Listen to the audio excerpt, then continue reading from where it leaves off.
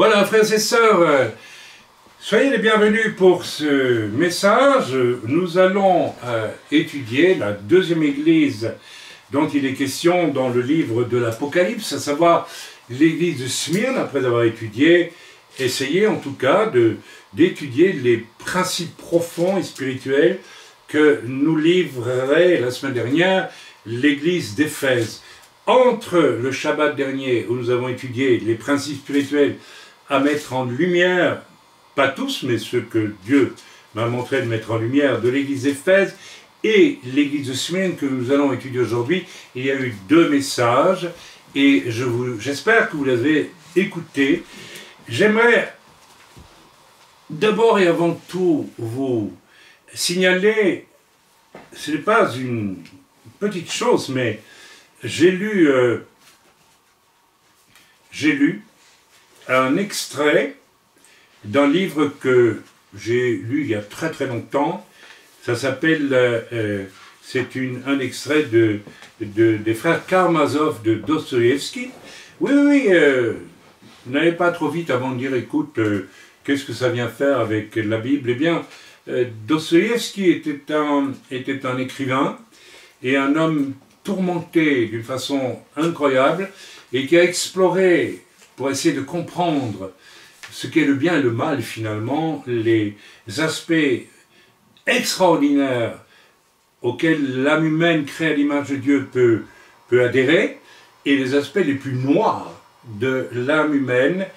Et il a de ce fait-là eu accès, il était chrétien, certes pas chrétien évangélique ou protestant, il était chrétien orthodoxe, russe. Il a eu, par la force des choses, il a étudié la Bible, il a eu accès à des principes strictement bibliques. Et j'ai lu un livret qui prend 60 pages, c'est très vite lu, c'est un petit format, hein, vous voyez, c'est pas...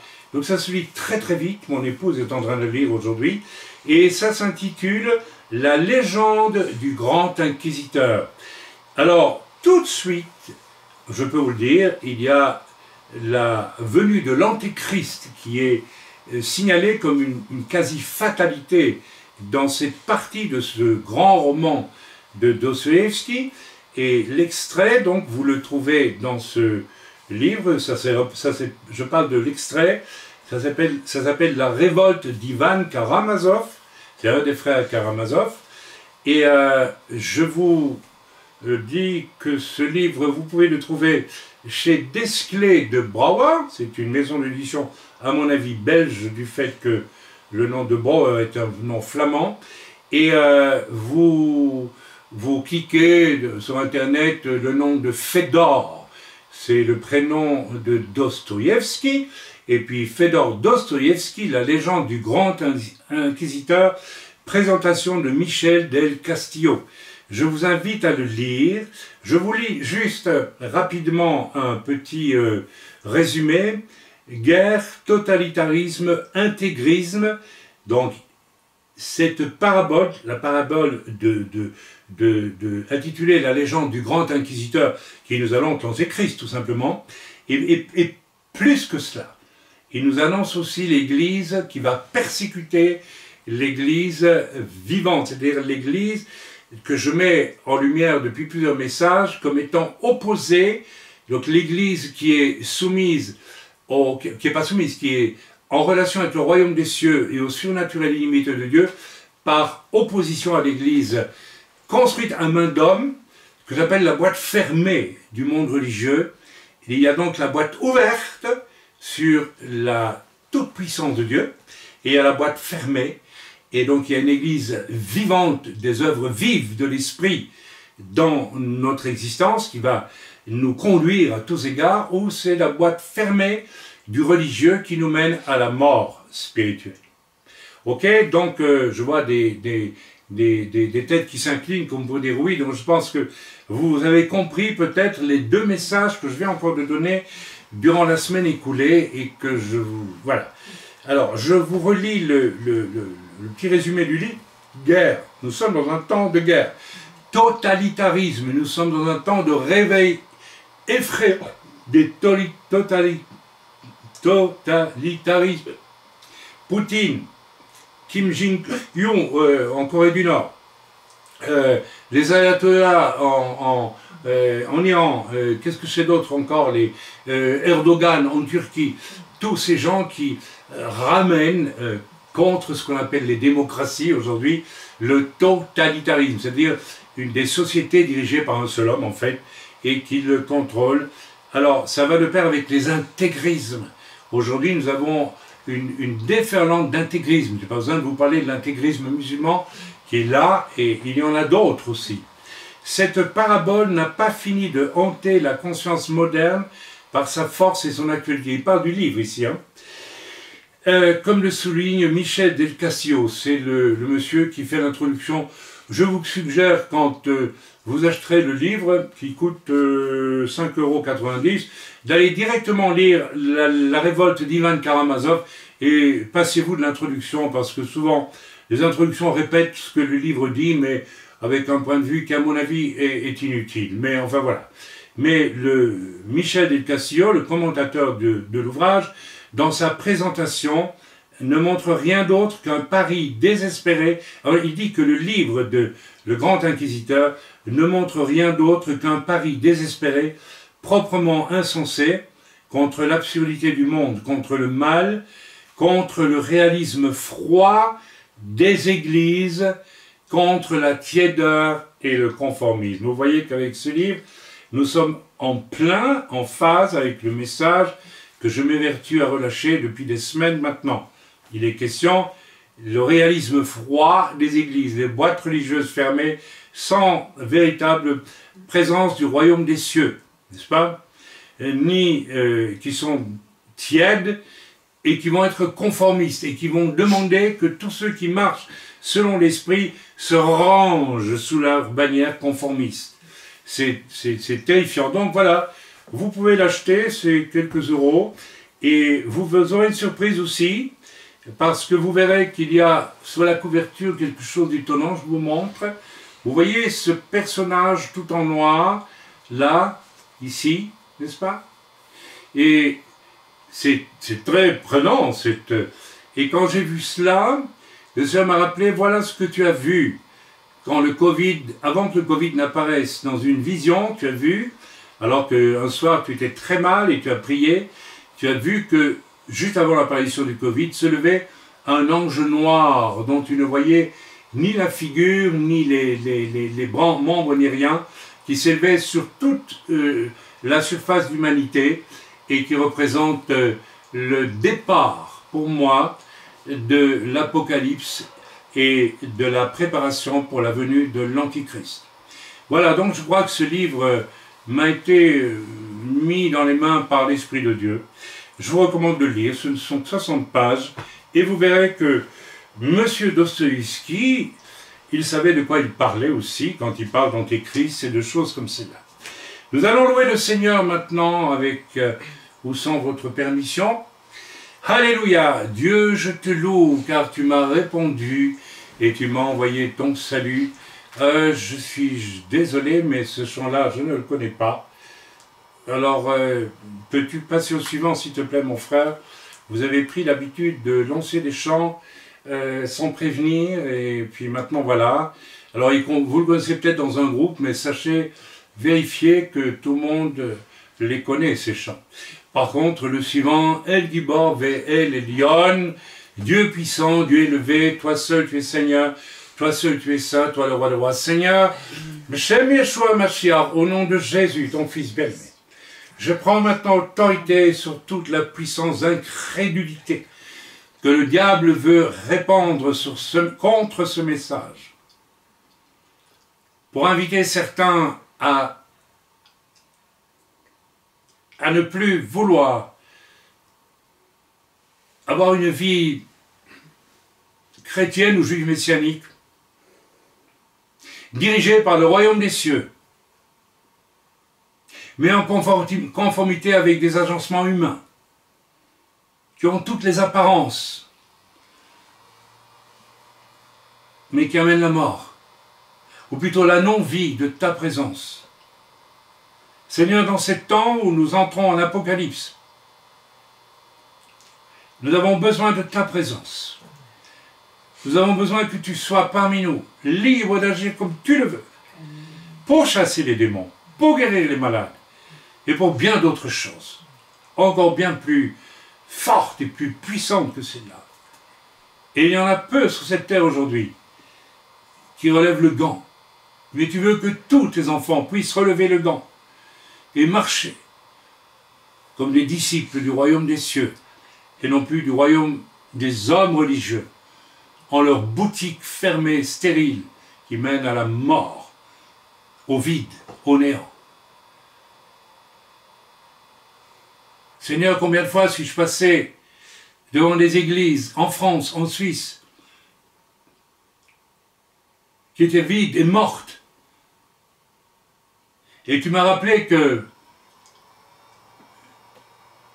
beaucoup de villages en France et même en Suisse, en Belgique, ailleurs, portaient le nom d'un saint. Saint Pierre de ceci, Saint Jean de cela, Saint ceci, Saint cela. Et tu m'as rappelé que c'était les noms de tes disciples qui visitèrent la Gaule il y a des siècles, région barbare, remplie de satanisme, de débauche, de sorcellerie en tout genre. Et au prix de leur vie parfois, ils ont évangélisé des villages. Et le fruit a été des conversions puissantes, parce que tu accompagnais ces guerriers des débuts de l'Église de ta puissance. Une grande puissance. Et nous en avons gardé quelques soi-disant légendes qui ne sont pas des légendes, qui sont des histoires vraies. Nous les connaissons. Mais aujourd'hui, quand nous parcourons tous ces villages, où les premiers chrétiens de ces régions construisirent des églises pour s'abriter de la pluie et du froid, mais pour se réunir avec un cœur ardent, afin d'être chacun des disciples du royaume des cieux, pour aller à leur tour apporter la nouvelle du royaume des cieux, de Jésus, autour d'eux.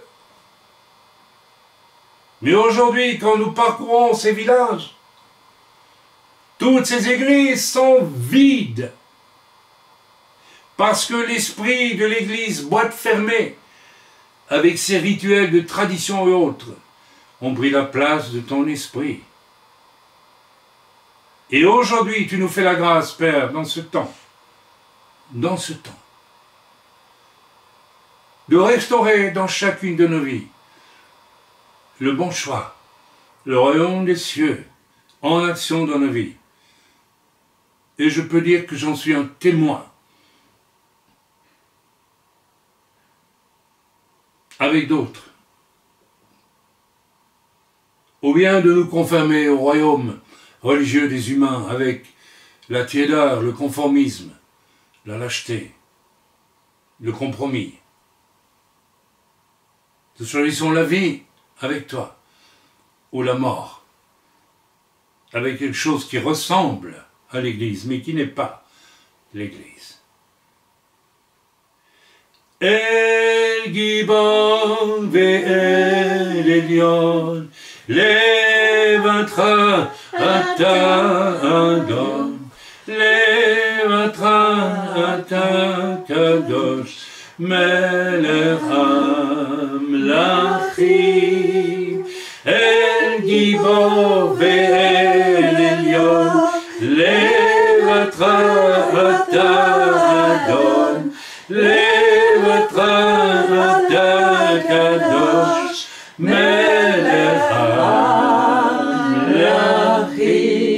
Je chante faux, mais quelle importance. Les anges entre nous et le ciel transforment ça à la gloire de Dieu. El Gibor ve'el Elyon Levatra atadon, levatra takadosh, melech hamlachim. Dieu puissant, Dieu élevé, toi seul tu es Seigneur, toi seul tu es saint. Toi, le roi des rois, toi seul. Rien d'autre. Aucun homme, aucune dénomination, rien de ce que l'homme peut construire ne peut te correspondre. Merci Père, au nom de Yeshua. Passons au chant suivant. Amen. Shiviti Adonai Lenegditami. Shiviti Adonai Lenegditami. Kimiyemim balimot Lachem samalibi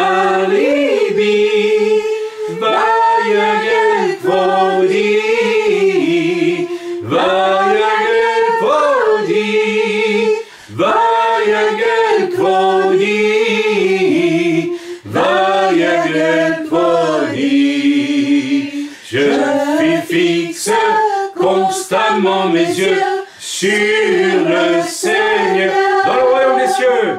Je fixe constamment mes yeux sur le Seigneur. S'il est à ma droite, je ne chancellerai point. Amen. C'est pourquoi mon cœur se réjouit et mon âme jubile.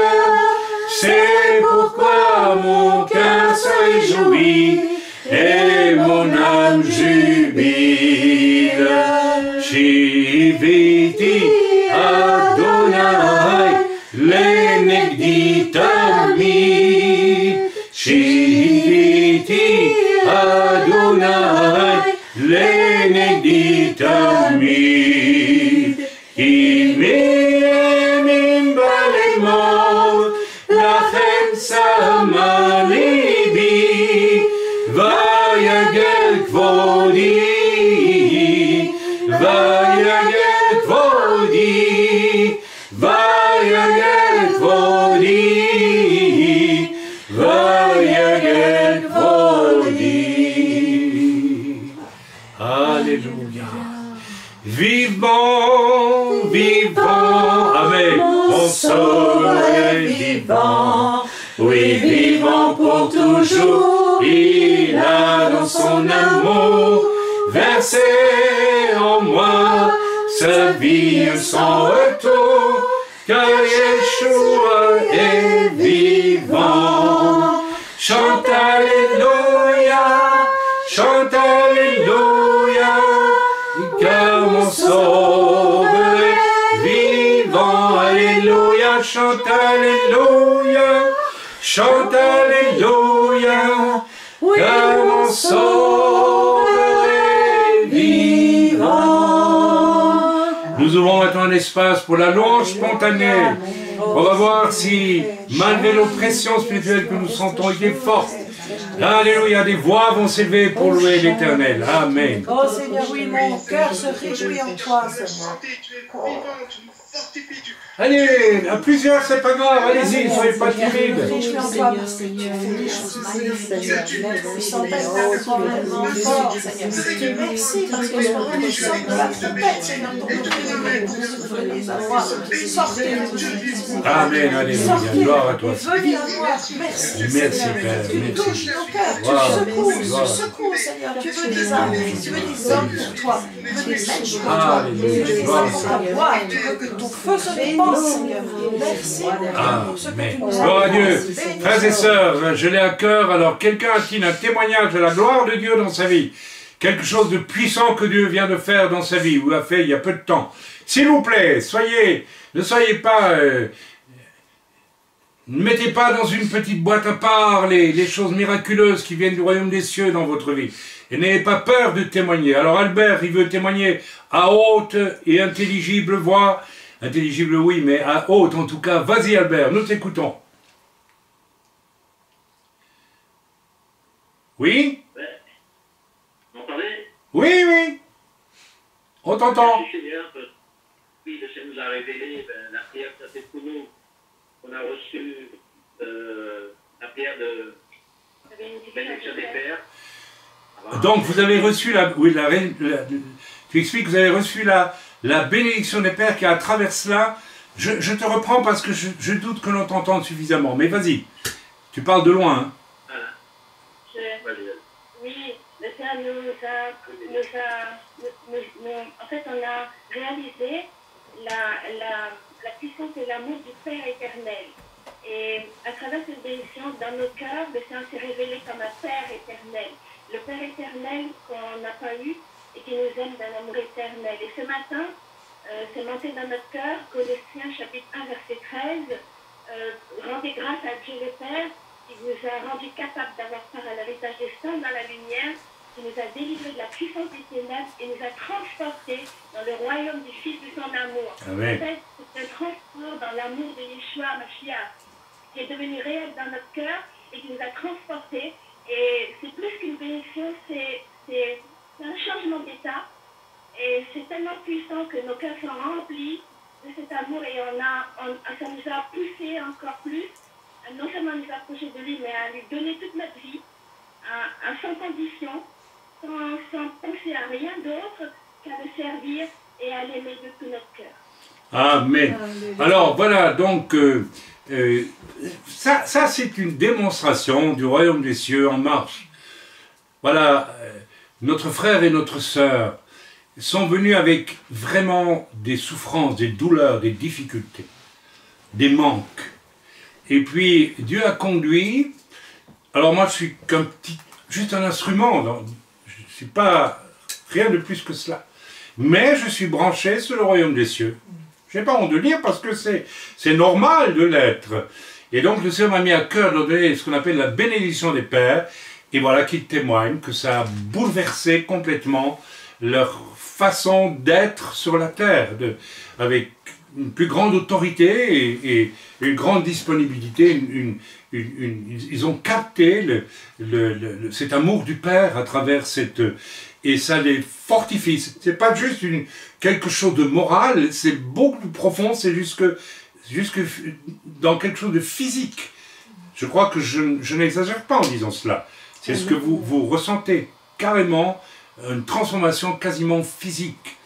Mes amis, Dieu, le royaume des cieux veut intervenir. Tiens, je me souviens d'une sœur, il n'y a pas si longtemps que ça, pour qui j'ai eu à cœur de prier. Elle avait un problème physique, n'est-ce pas? Elle a vécu la même chose à Jérusalem. Et soudain, le Seigneur m'a dit, tu vas prier pour plus que son problème physique. Tu vas prier pour son caractère, son physique, son cœur, son âme, tout. Et je vais la visiter, je vais transformer en elle. Et il y a eu vraiment, elle nous l'a dit, c'est incroyable, même mon caractère a été transformé. Quelque chose qui était trop humain, trop fragile, soudain est devenu ferme. Tu peux lever la main si tu continues à le vivre, elle lève la main. Donc mes amis, nous sommes en train... Alors, ne regardez surtout pas à moi. Moi, je fais ce que normalement tout chrétien branché sur le royaume des cieux, ou tout juif messianique, qu'importe, va faire. Et vous êtes appelés à le faire aussi.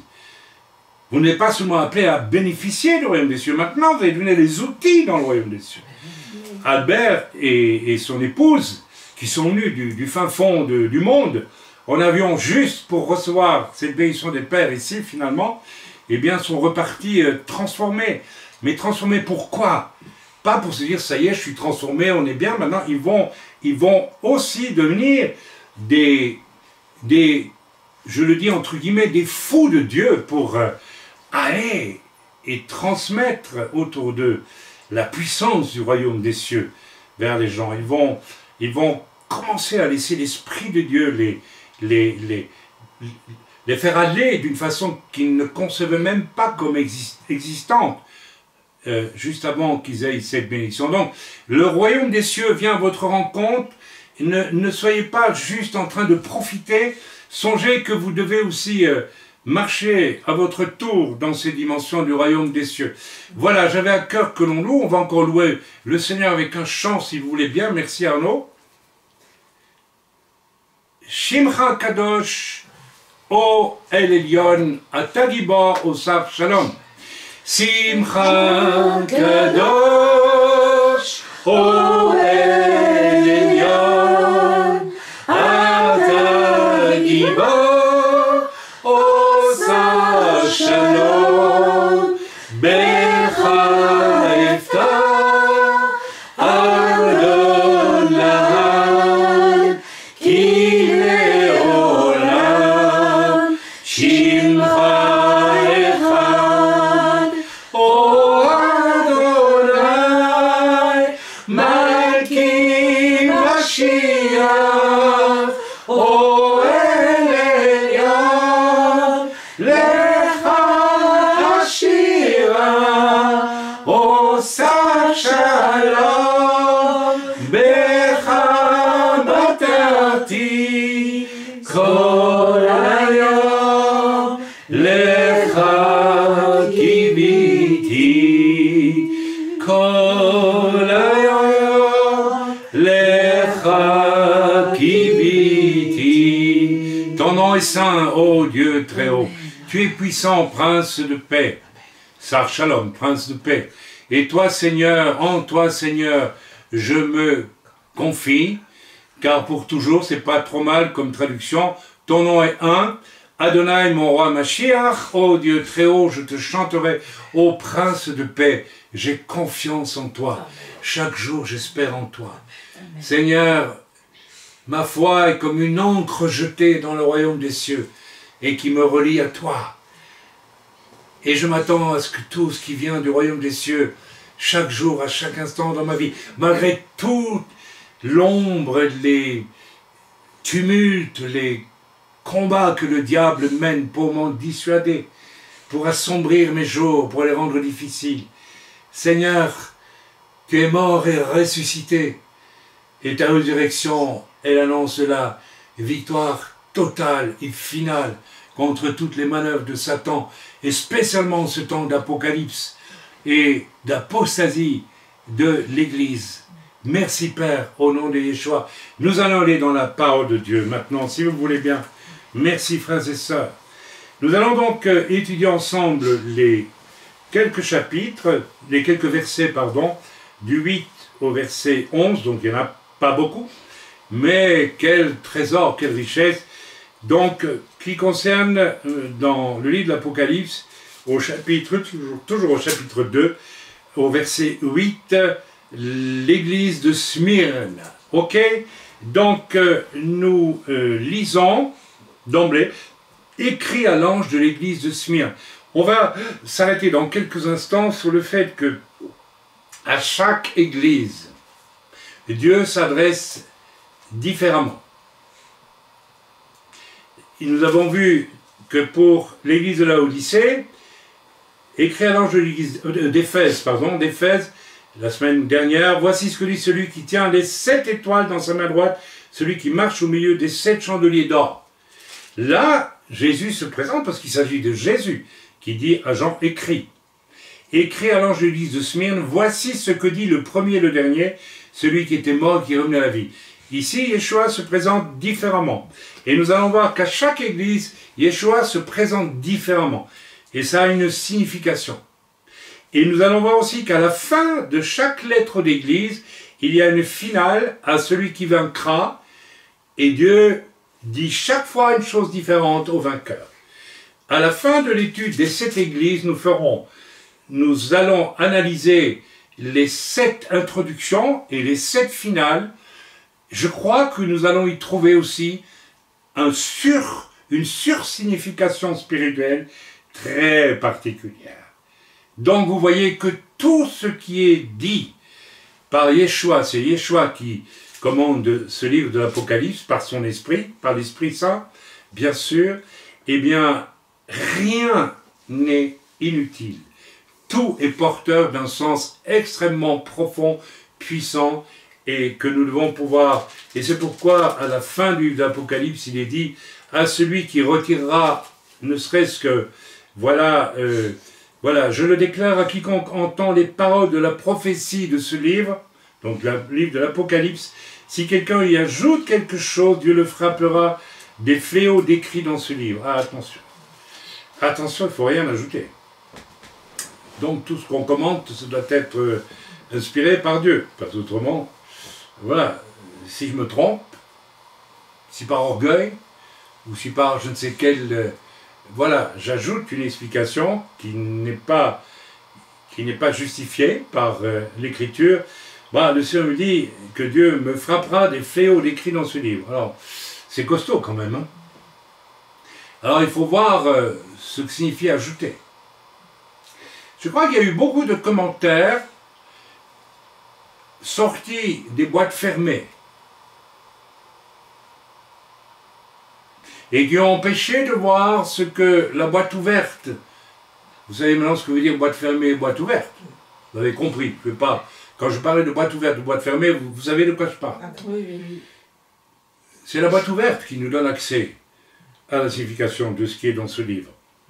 Et si quelqu'un retranche quelque chose des paroles du livre de cette prophétie, Dieu retranchera sa part de l'arbre de vie et de la ville sainte décrit dans ce livre. C'est costaud. Ça veut dire que ce livre de l'Apocalypse, on ne peut rien retrancher, on ne peut rien ajouter. Et il faut être sûr que, si vous entendez parfois, oui, mais tel passage, à mon avis, c'est un peu, voilà, fumeux, ou bien non, c'est pas sérieux, passé, vous retranchez. C'est aussi que pour lire ce livre, comme pour lire toute l'Écriture d'ailleurs, il faut une immense qualité qui s'appelle quoi? L'humilité. Le retrait, la retenue, la sagesse de l'humilité. C'est extrêmement important. Nous lisons. Écrit à l'ange de l'église de Smyrne, voici ce que dit le premier et le dernier, en grec l'alpha et l'oméga, en hébreu le aleph et le tav. Ok? La première lettre de l'alphabet et la dernière. Ok? Celui qui était mort, bon, ben c'est Jésus, bien sûr, Yeshua, et qui est revenu à la vie. Et Yeshua, c'est clair. Amen.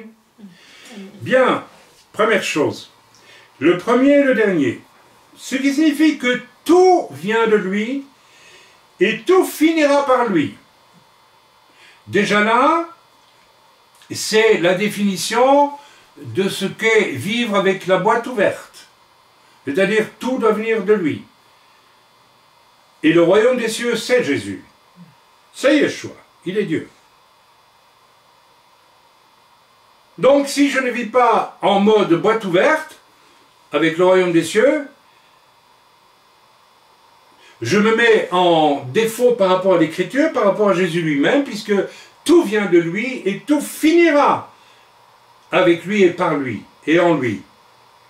Déjà là, on a une attestation de la nécessité absolue de marcher avec le royaume des cieux, parce que c'est Jésus qui est, je dirais, au centre, au cœur même du royaume des cieux. Vous savez, quand il est question, on va lire un passage qui parle de ça, en fin de message aujourd'hui, de l'enlèvement de l'Église. Mais mes amis, c'est rentrer à la rencontre de qui? Ben, de celui qui réside en plein cœur du royaume des cieux, qui est lui-même le royaume des cieux. Si Dieu n'est pas le royaume des cieux, à quoi sert Dieu? Il est un Dieu parmi d'autres dieux. Il est le royaume des cieux. Donc nous sommes invités à marcher dans celui qui est le début et la fin de toute chose, Yeshua lui-même. D'où l'importance de ne pas négliger l'œuvre de l'Esprit, du Saint-Esprit, du Roar HaKodesh, de l'Esprit qui est saint, qui est Dieu, l'Esprit. L'Esprit qui a été promis. Yeshua aurait pu très bien dire « Je vous ai annoncé tout et je vais rester un petit peu au-dessus de la terre et je vais continuer à vous parler. » Mais non, il est reparti auprès du Père et il a dit « Je vous enverrai l'Esprit. » Alors il l'a envoyé à la Pentecôte, mais on peut considérer que toute personne qui naît vraiment de nouveau est scellée de l'Esprit. Elle a donc, si elle est scellée de l'Esprit, elle a donc un lien avec le royaume des cieux qui est Esprit. C'est clair. Donc, l'importance de ne pas négliger l'œuvre de l'Esprit envoyé par Yeshua lui-même comme un consolateur. Parce que sans lui, évidemment, il a parlé à ses premiers disciples qui ont vu le royaume des cieux vivre devant eux. C'est ce que Pierre va comprendre quand il va lui dire, alors que Yeshua demande « Et qui dit-on que je suis, moi, le Fils de l'homme ?» Rappelez-vous, hein, il ne dit pas le Fils de Dieu, il dit le Fils de l'homme, par humilité. Il gomme même le fait qu'il est le Fils de Dieu dans sa question, parce qu'il veut savoir ce que vous avez compris, ce que ses disciples ont compris. Et il y en a un qui a compris. Il va dire, tu es le Mashiach, le Fils de Dieu. Il ne va pas lui dire, tu es le Fils de l'homme qui est venu pour nous sauver. Il va dire, tu es le Fils de Dieu qui vient pour nous sauver, qui est venu pour nous sauver. Amen. Mais, qu'est-ce qui s'est passé pour Pierre quand Yeshua est remonté au ciel et ses autres disciples qui ont compris aussi, après sa résurrection, enfin, qui il était? C'était pas évident. Donc il a dit, je vous enverrai l'Esprit. Je vous l'ai promis, et c'est lui qui va faire la connexion avec le royaume des cieux pour vous. C'est tellement évident. Un enfant de 5 ans comprendrait cela. Les esprits religieux très compliqués de tant d'hommes de religion rendent cela incompréhensible, alors que c'est simple. Extrêmement simple. Non, c'est pas simple? Extrêmement simple. Voilà, donc ici nous avons un rappel de ce qui a été largement évoqué au cours de la semaine écoulée et dans les semaines qui ont précédé, n'est-ce pas? C'est-à-dire le conflit entre deux royaumes. Le royaume des cieux, je dirais qu'amène le royaume de Dieu, et le royaume de tout ce qui est religieux à main d'homme. La boîte ouverte, la boîte fermée. On va garder cette expression, je crois que tout le monde comprend ce que ça veut dire. Alors nous pouvons lire deux choses que le Seigneur m'a dit de lire, donc je vais les lire, qui sont fondamentales et qui vont me permettre aussi de vivre cette dimension de la réceptivité des choses du royaume des cieux. Alors nous allons aller dans Matthieu chapitre 20 et verset 20, ensemble. Nous y allons, tous ensemble. Là, 20, chapitre 20, et voilà. Alors, on a déjà lu ce passage. Alors, la mère des fils de Zébédée s'approcha de Jésus avec ses fils, et vous savez ce qu'elle va leur demander, hein, je veux qu'ils soient assis l'un à ta droite et l'autre à ta gauche, carrément, hein, les deux bonnes places, dans le royaume des cieux, dans le royaume... Attendez, elle dit quel royaume? Voilà. Ordonne que mes 2 fils que voici soient assis dans ton royaume, dans ton royaume.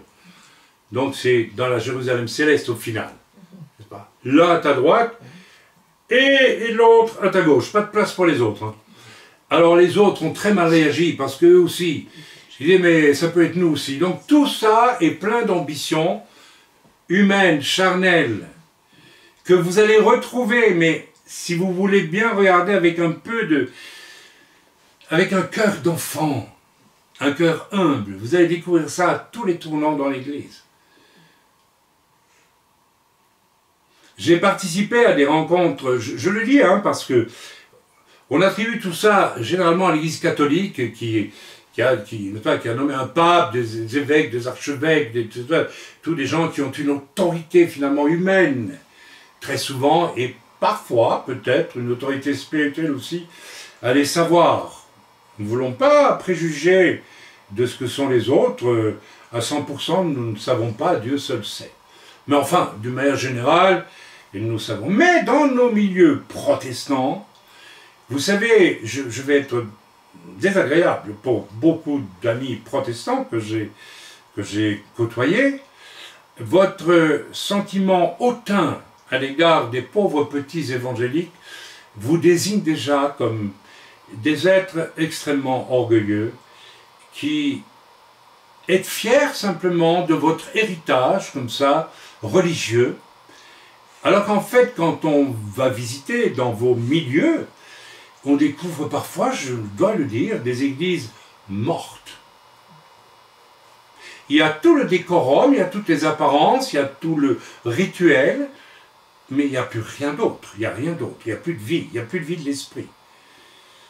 Je connais même des églises de ce type, où un pasteur a voulu, pourquoi pas, se risquer à exercer le don de guérison. C'est dit après tout, puisque c'est dans la Bible. Et les paroissiens se sont opposés. Ah non, non, ça c'est des trucs de pentecôtistes, on n'en veut pas. Sauf que c'est des trucs bibliques, et pas des trucs de pentecôtistes. Enfin voilà, ainsi sont les hommes, qu'est-ce que vous voulez que je vous dise? Donc, la première qualité que nous devons avoir pour avoir accès au royaume des cieux, nous lisons la suite, voilà.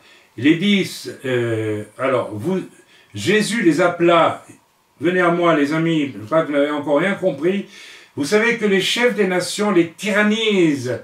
Vous savez qu'il y a des systèmes tyranniques dans nos milieux évangéliques. Vous n'avez jamais assisté à un tribunal, j'ai assisté à deux reprises en tout cas, à un tribunal ecclésiastique.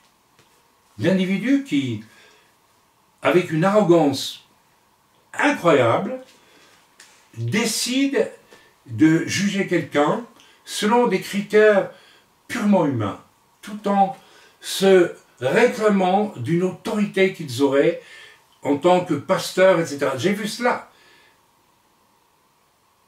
On m'a rapporté qu'un jour, un missionnaire qui revenait d'Afrique d'une dénomination que je ne nommerai pas, en Belgique,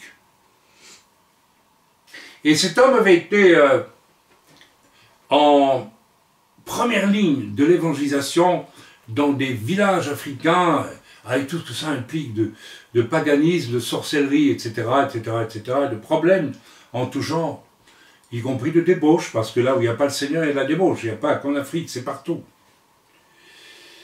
Et cet homme de terrain, a pris sa retraite après bien des années, il est rentré en Europe, et là il a commencé à parler au pasteur, il dit, mais vous faites de la boîte fermée, les amis. On s'ennuie dans vos églises, c'est pas ça que Dieu nous a appris à faire. On l'a convoqué devant un tribunal de pasteurs boîte fermée. Et on l'a obligé, on lui a dit, tu vas te mettre à genoux et demander pardon parce que tu as osé nous critiquer. Nous sommes l'autorité de l'Église. Il a dit, je n'ai pas voulu vous critiquer. J'ai voulu vous apporter le royaume des cieux et pas le royaume de votre boîte fermée. Il a été obligé, alors par humilité il l'a fait pour ne pas, parce qu'autrement c'était la guerre. C'est un exemple, je pourrais en citer d'autres. J'en ai vécu moi-même. Et c'est pas peu de choses. C'est tellement facile d'entendre des accusations que l'on ne va pas vérifier, mais qui vont servir de support pour amener sur vous une autorité toute humaine, en faisant l'économie de la sage et humble analyse des choses.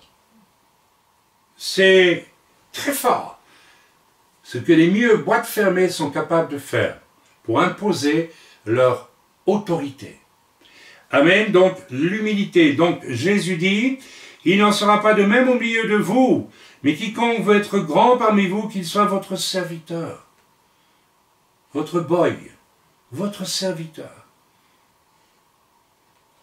Ici, le mot serviteur, c'est petit, humble, sage. Pour beaucoup, serviteur signifie promotion. Je suis serviteur de Dieu. J'ai vu ça tout du long, mes amis. Depuis presque 40 ans que je sers le Seigneur, bientôt. Et quiconque veut être le premier parmi vous, qu'il soit votre esclave. Au lieu de voir régenter la vie des autres, faites-en l'esclave des autres. Nous avons repris une personne, il y a peu de temps, qui ayant découvert, vu dans un magasin des gens voler, a cru faire une œuvre belle d'aller dénoncer.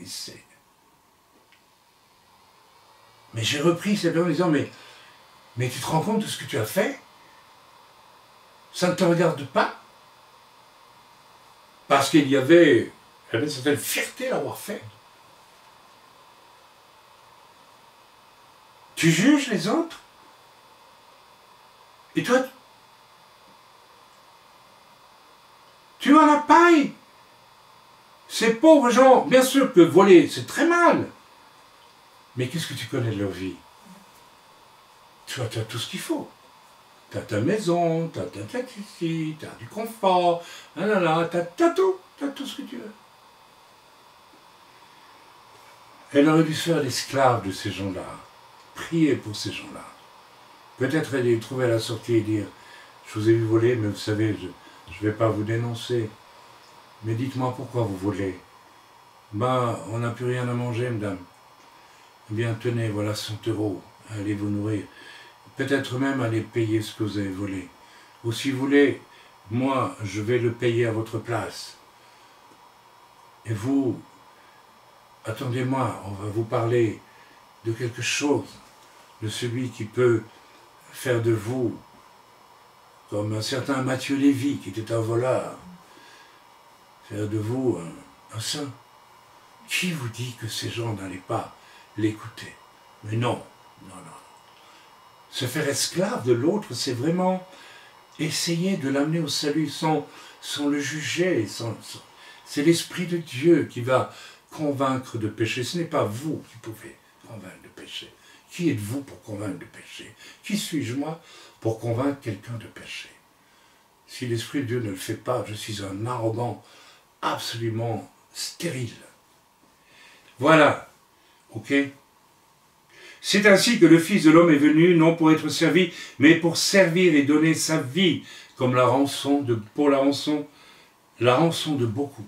Voilà l'état d'esprit qui devrait être le nôtre. Pour œuvrer avec le royaume des cieux, il faut d'abord une grande vertu qui s'appelle l'humilité.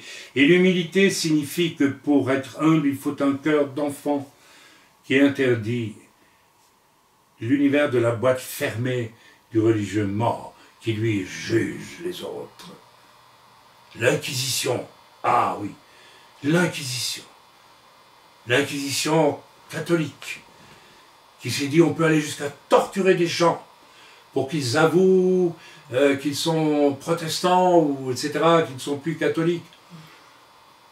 Je me demande vraiment, après avoir fait ces choses terribles, à quoi s'amusaient ces inquisiteurs? Ils allaient prier en disant « Seigneur, rends-nous humbles et modestes ». Je suis persuadé qu'ils se livrent à la débauche et à des folies que seul l'orgueil humain peut amener. L'humilité, c'est extrêmement important. Nous pouvons lire aussi dans Matthieu, au chapitre 17 et au verset 20, quelque chose d'extrêmement important. Nous l'avons lu et nous l'avons commenté cette semaine. Je ne reviendrai pas dessus. Jésus, reprenant la parole, dit à Pierre, « Tu es heureux, Simon, fils de Jonas, car ce ne sont pas la chair et le sang qui t'ont révélé cela. » Mais donc, le fait que Pierre a reçu la révélation que Yeshua était le Mashiach, le Sauveur. Amen. Mais c'est mon Père qui est dans les cieux. Autrement dit, c'est oui, dans Matthieu 16. Ah pardon, je me suis trompé. Ah non, excusez-moi. Pardon, c'est Matthieu 17, verset 20. Pardonnez-moi, je me suis trompé. Allons, voilà. Donc, ici, les disciples s'approchèrent de Yeshua et lui dirent, en particulier, parce qu'ils étaient gênés, pourquoi n'avons-nous pas pu chasser ce démon? Ils étaient confrontés à quelque chose de démoniaque et ils ne sont pas arrivés à le faire.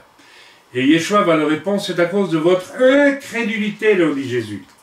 L'incrédulité est un barrage qui vous empêche d'être branché sur le royaume des cieux qui est, je vous rappelle, pétri d'un surnaturel illimité. Mais votre humanité craintive, peureuse, incrédule, qui veut tout ranger dans une petite boîte pour ne pas pas avoir trop de difficultés, ne pas être trop vite surpris.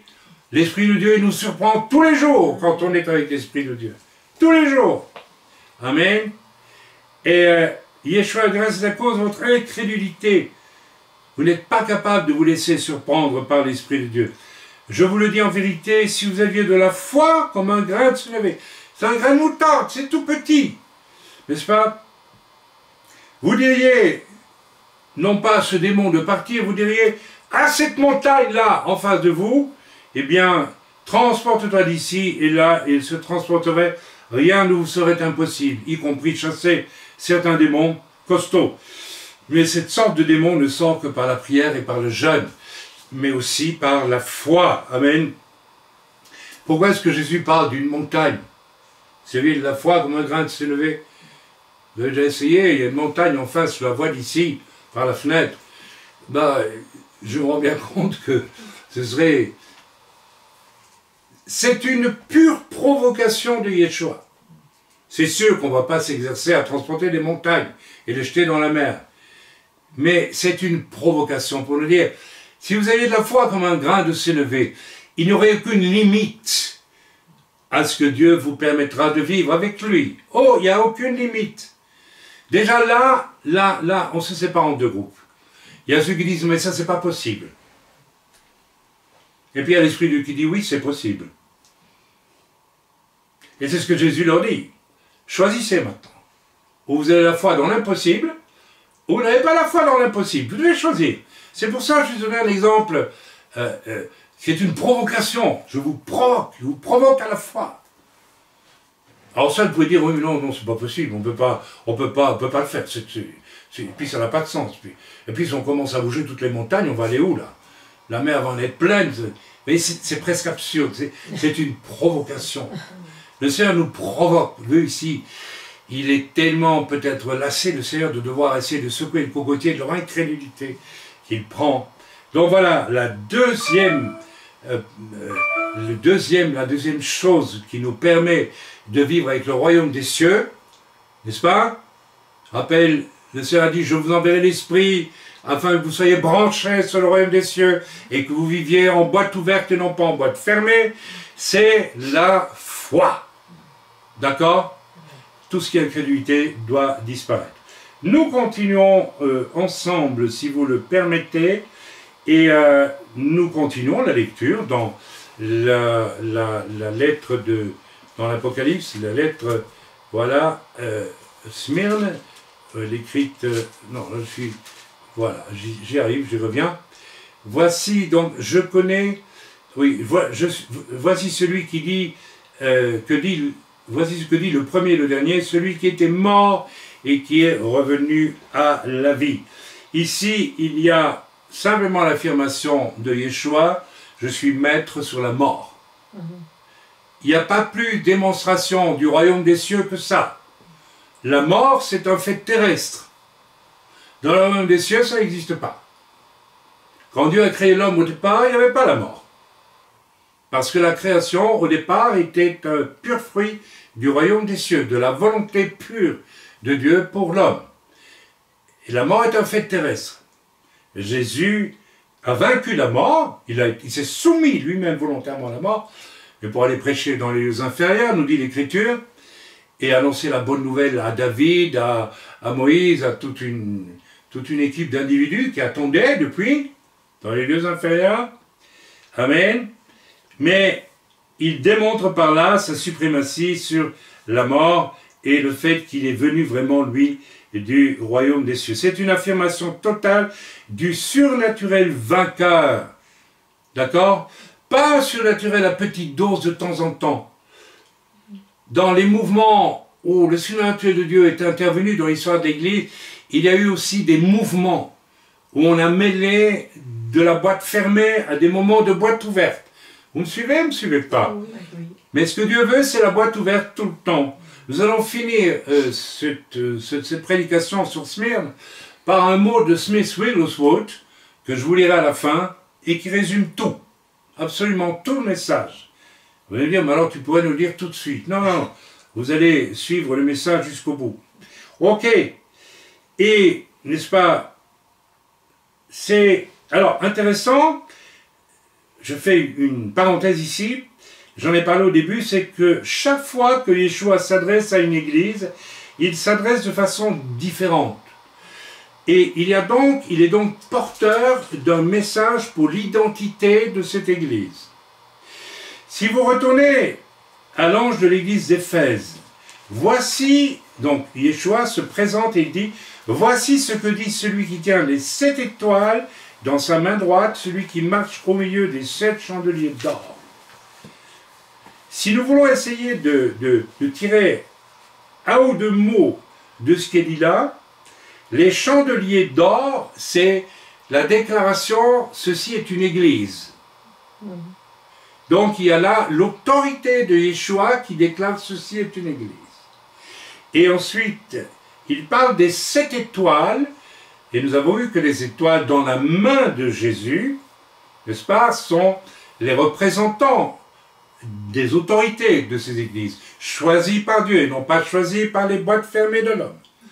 J'ai vu des gens faire des écoles bibliques et appartenir d'une manière déplorable au monde des boîtes fermées et absolument incapables, et leur rétifs et rebelles à le vivre, à la boîte ouverte du royaume des cieux dans leur vie. Ok?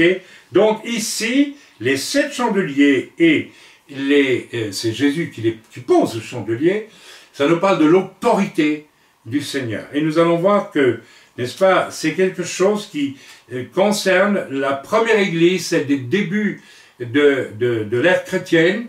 Après le départ du Seigneur, elle aura une grande autorité. Et les 7 étoiles signifient des hommes de Dieu, choisis par Dieu, et que Dieu tient dans ses mains.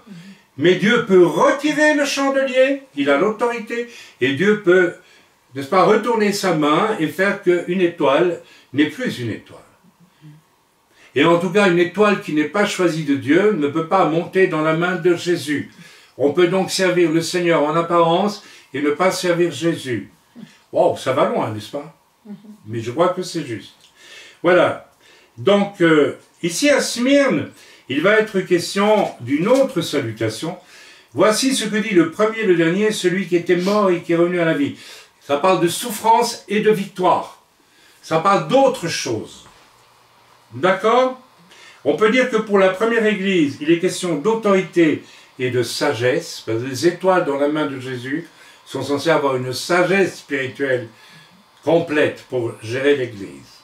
D'accord? Ici à Smyrne, le Seigneur se présente comme celui qui est mort et ressuscité, c'est-à-dire celui qui a souffert et qui va avoir la victoire, n'est-ce pas, puisqu'il est du royaume des cieux, sur la mort elle-même et donc les souffrances, puisque Jésus pardonne à tous ses ennemis les souffrances. C'est un autre discours, et nous allons voir que tout ce qui va être dit concernant l'église de Smyrne parle d'affliction, de persécution, de souffrance, et le Seigneur demande à l'église de Smyrne de persévérer jusqu'au bout, exactement comme lui a persévéré dans la souffrance, pour pardonner et avoir la victoire.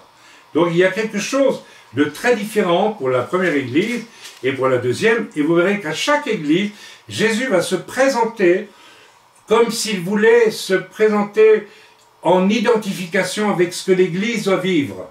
Vous me suivez ou vous ne me suivez pas? Ça veut dire que à chaque étape de l'église, Yeshua a présidé à la naissance de ces églises et a déclaré leur appartenance à Jésus, y compris la dernière, qui est celle de l'apostasie, et il va chaque fois conseiller ces églises.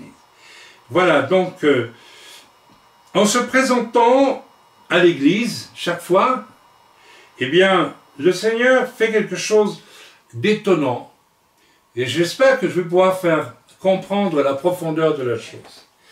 En réalité, Yeshua se présente en s'identifiant à l'Église.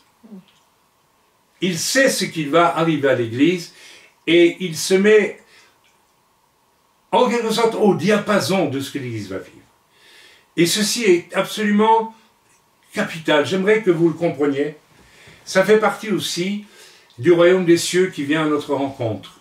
Le Seigneur ne vient pas à notre rencontre en disant « Voyez comme je suis parfaite, voyez comme vous êtes minable ». Il s'identifie à nous dans notre misère. Je voudrais vous donner le témoignage ici, pas du tout par orgueil, certains pourront le penser mais ce n'est pas le cas, mais pour vous expliquer ce que signifie quand Jésus vient à votre rencontre, il s'identifie à vous, il se met à votre diapason d'une certaine façon. Rappelez-vous comment vous étiez il y a encore 2 ans, 3 ans, ceux qui sont ici. Aujourd'hui, vous dites, oh là là, il a été patient avec moi, le Seigneur. Hein. Je vois certains qui sourient.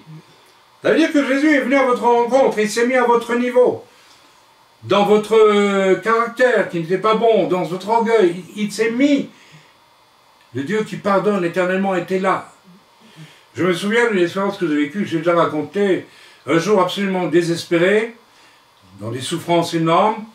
J'ai eu ce privilège, que je priais à genoux dans une église, dans une auberge chrétienne à Jérusalem, c'était il y a très longtemps déjà. J'ai été en un instant ravi au ciel, oui. Et c'est pas exceptionnel, vous savez. C'est pas exceptionnel. Et là, j'étais en face de Jésus, et rappelez-vous, n'est-ce pas, Jésus qui a levé la main devant moi, il m'a dit, je veux que tu deviennes comme moi. Aujourd'hui, je comprends. C'est exactement ce que le Seigneur veut. Il veut qu'on devienne comme lui. Autrement, ça n'a pas de sens. Si nous allons un jour le rejoindre dans la Jérusalem, on devrait être comme lui. Pas lui, mais comme lui, ça c'est sûr. C'est clair. C'est le but de ce que l'apôtre Paul déclare dans Éphésiens, au chapitre 4, si j'ai bon souvenir. Il a donné les apôtres, des prophètes, etc., pour mener chacun, notamment, entre autres choses, à la mesure de la stature parfaite de Christ. Et puis la suite, j'ai vu le Seigneur prendre un grand diamant comme ça et le pousser dans mon cœur. Mais ce qui m'a, et ça a été pour moi, ce qui c'est quelque chose du royaume des cieux que Dieu a mis dans mon cœur et qui n'y était pas. Lorsque j'ai donné la bénédiction des pères à ces deux personnes qui ont témoigné au début de la réunion, c'est du même ordre. Dieu a poussé quelque chose dans leur vie qui n'y était pas. Le royaume des cieux, c'est ce royaume qui vient à nous, qui va s'en surnaturel et qui va y déposer des choses qui n'y sont pas, qui va transformer à la fois nos corps, nos âmes et nos esprits. Est-ce que nous avons compris cela ou pas compris encore? Ou bien nous n'en voulons pas? Bien, mais ce qui m'a frappé dans cette expérience que j'ai vécue, lorsque j'ai vu Jésus en face de moi, dans la gloire, vraiment... C'était de l'argent et de l'or en fusion. Et puis j'ai vu le visage de Jésus. Et vous savez, j'ai eu pas un malaise, mais je me suis dit, tiens, c'est curieux. Il a l'air exactement d'avoir mon âge. Je devais avoir, je ne sais pas quel âge, 40 ans à l'époque, 38 ans, 39 ans. Et j'ai senti que Jésus s'était mis au diapason de ma personne. Il a voulu me montrer à quel point il était proche de moi. Et j'ai compris que depuis le jour où je suis sauvé, et peut-être même avant, Jésus m'a suivi. Jésus s'est mis à ma portée d'une certaine façon. Je ne sais pas si vous me suivez, je ne sais pas si vous me croyez, mais c'est tellement important. Ça veut dire aussi que lorsque je souffre, Jésus souffre avec moi. Lorsque je suis réjoui, Yeshua est réjoui avec moi. Et je ne peux être réjoui que parce qu'il vient du royaume des cieux, pas rien d'autre. Ce qui est de la boîte fermée, Jésus ne va pas se réjouir avec moi. Et c'est pour ça que vous allez trouver beaucoup d'arrogance, quelquefois, dans les milieux où les boîtes sont fermées. Et jamais dans les milieux où les boîtes sont ouvertes. Ok, nous continuons, s'il vous plaît. Alors, on continue. Ça va? Vous n'êtes pas encore en train de vous endormir? Ça va, je continue, dites-moi, si vous voulez que j'arrête, je m'arrête. Ok, vous voulez continuer. Ok, voilà, donc il y a, au verset 9, le Seigneur annonce maintenant, je connais ton affliction, Église de Smyrne, et ta pauvreté, bien que tu sois riche, et les calomnies de la part de ceux qui se disent juifs et ne le sont pas, mais qui sont une synagogue de Satan. Nous allons décrypter ça.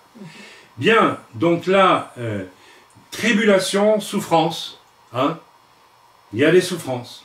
C'est inévitable, car le conflit religieux, boîte fermée et boîte ouverte, sur le surnaturel infini de Dieu, devait être pour quelque chose, et pour quelque chose dans les souffrances de l'église de Smyrne, puisque ce sont ceux qui se disent juifs et ne le sont pas, mais qui sont une synagogue de Satan, c'est-à-dire une boîte religieuse fermée, et pas une boîte religieuse ouverte, c'est eux qui persécutent. Ok, et là nous avons tout de suite déjà une indication, parce que c'est la période, je crois, dans l'histoire de l'Église où les persécutions vont devenir de plus en plus puissantes.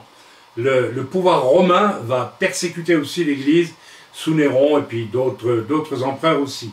Ok, ça c'est pour situer historiquement l'église spirituellement ce que Dieu dit à l'église de Smyrne. Amen.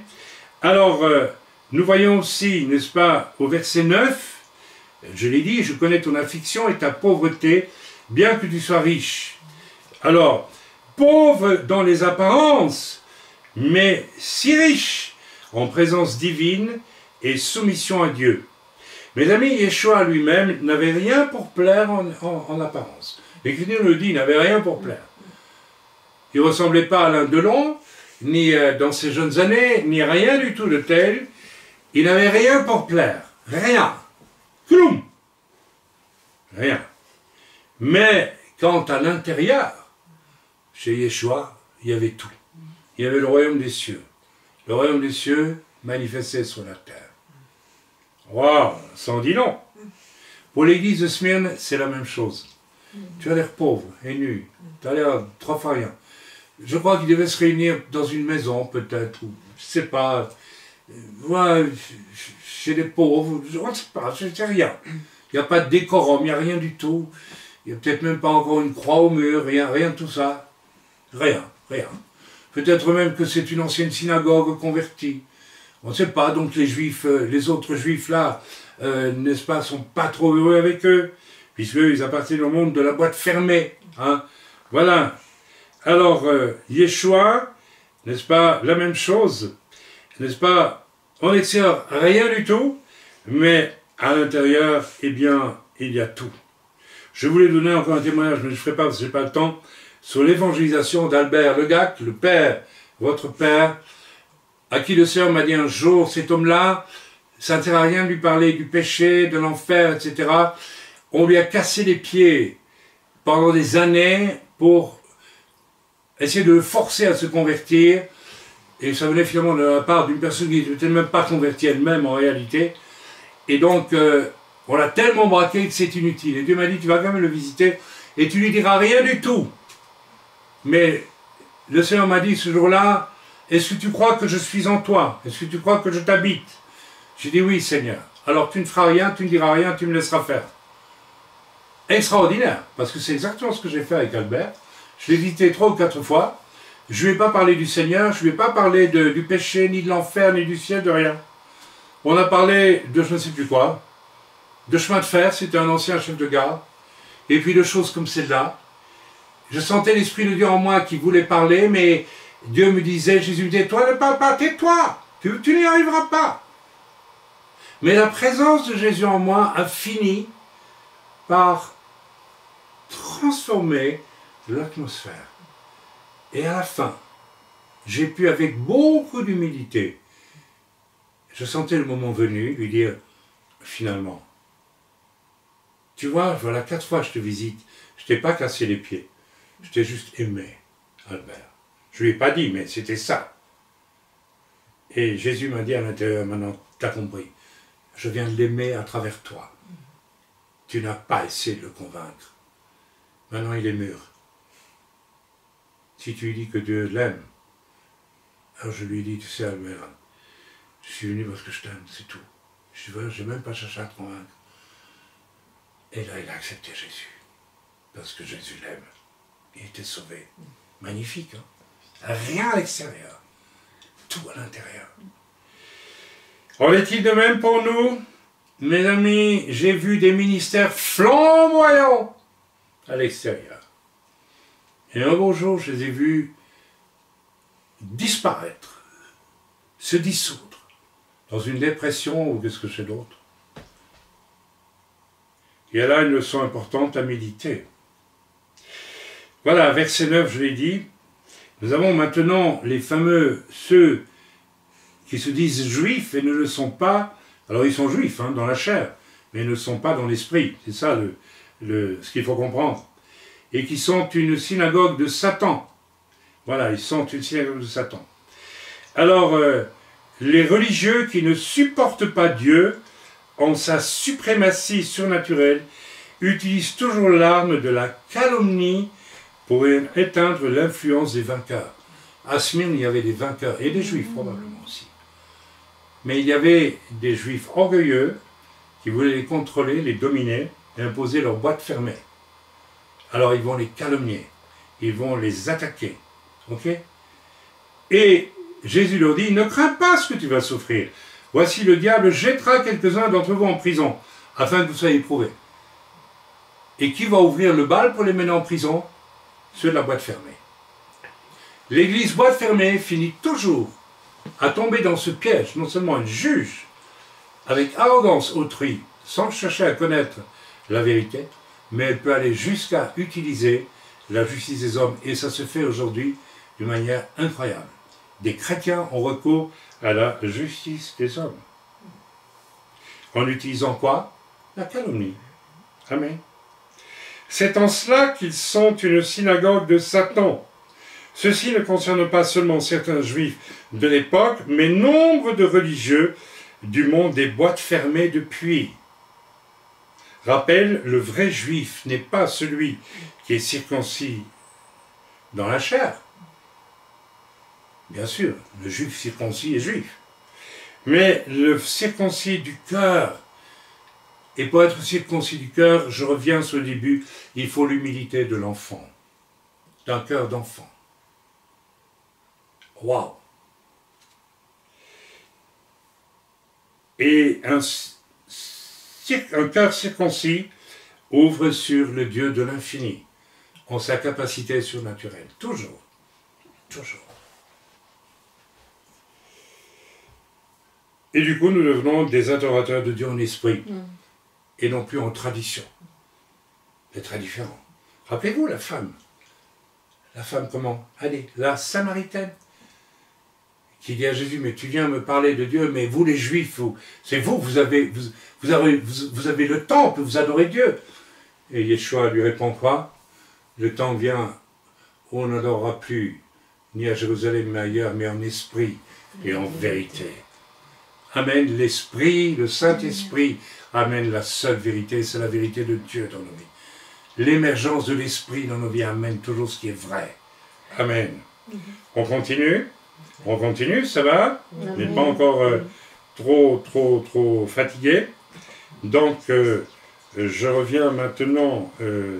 Voilà, les voies malsaines des boîtes fermées montent toujours effrontément pour éteindre la voix des vainqueurs. Satan a toujours tenté d'éteindre la présence de Dieu, n'est-ce pas, et de contre-attaquer avec des ténèbres. La calomnie en fait partie.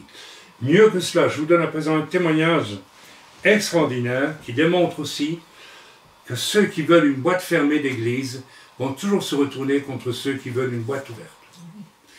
J'ai démarré vraiment mon ministère en Belgique il y a bien des années en ouvrant une assemblée et nous y avons connu, je vous renvoie à mon livre Keila numéro 1 si vous voulez, des choses qui venaient vraiment du royaume des cieux. Une évangélisation miracle sous la ville de Liège avec un tremblement de terre complètement anormal dans cette région. 4 Bibles portées dans un climat d'onction spirituelle incroyable à Petra en Jordanie, je peux le dire aujourd'hui, avec des miracles permanents qui m'ont permis de le faire sans être tué tout simplement. Allez lire cela dans le... Et nous avons connu aussi par exemple un baptême extraordinaire où la présence de Dieu était tellement grande pour une femme qui avait fait de la prison parce qu'elle avait assassiné son mari, mais elle est venue au salut, elle s'est repentie. Nous l'avons baptisée, la grâce de Dieu est descendue sur elle et la présence de Dieu était tellement puissante que les gens qui étaient autour de la piscine, c'était une piscine municipale, m'ont demandé, ils étaient en larmes, nous voudrions nous rejeter dans l'eau pour un nouveau baptême, tellement nous nous sentons coupables devant Dieu. Il y avait là une puissance du royaume des cieux incroyable. Ces gens ont connu tout cela. Et puis, quelque temps après cela, le Seigneur m'a ouvert la porte pour venir en France. Et la chose était dirigée par l'Esprit de Dieu.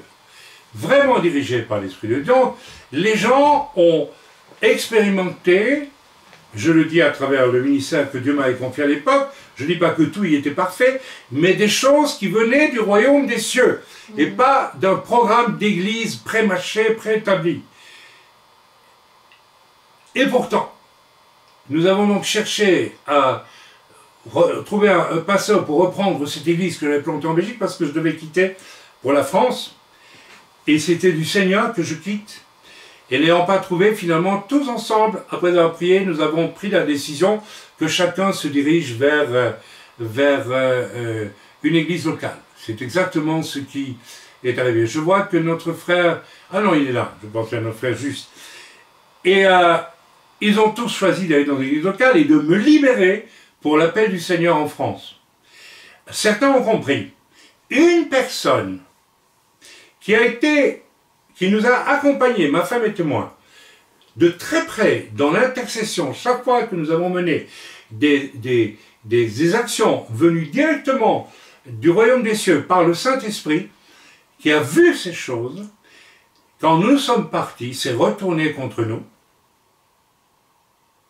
parce qu'en réalité, je l'ai compris, elle voulait que je reste son pasteur à elle, pour faire une petite boîte où elle pourrait venir et être prise en charge.